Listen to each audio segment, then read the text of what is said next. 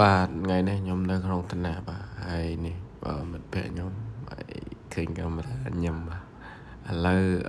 មកដល់ក្នុងឋានៈនេះខ្ញុំអង្គុយអត់ដឹងបងឃើញសពតនេះខ្ញុំចាប់ផ្ដើមមើលទៅខ្ញុំថតបាទហើយឃើញសពតនេះសពតហ្នឹងតើខ្ញុំអត់ទាន់មើលទេតើចុងម៉ោងដោយសារយើងសិស្សល្អកុំញ៉ៃញ៉ៃក្នុងម៉ោងរៀនយើងចុងម៉ោងចាំយើង reply សពតហ្នឹងបាទហើយរយៈពេល3-4ឆ្នាំបងអត់ដែលមានទេតែលើកហ្នឹងឯងឃើញគេសេសវត្តហ្នឹងបងហើយនេះខ្ញុំឲ្យមិត្តភក្តិខ្ញុំអឺតែសេសវត្តតបនឹងសវត្តហ្នឹងបងតបពាក្យសម្ដីសវត្តហ្នឹងហើយឡើយនេះគេដាក់គេត្រូវការអ្នក take care អញ្ចឹងអ្នកសរសេរនឹងស្រីហើយថ្ងៃហ្នឹងខ្ញុំតែគួយតុកហ្នឹងតែគួយតុកគៀនថ្ងៃនេះខ្ញុំទៅគួយតុកគៀនហ្នឹងដល់ក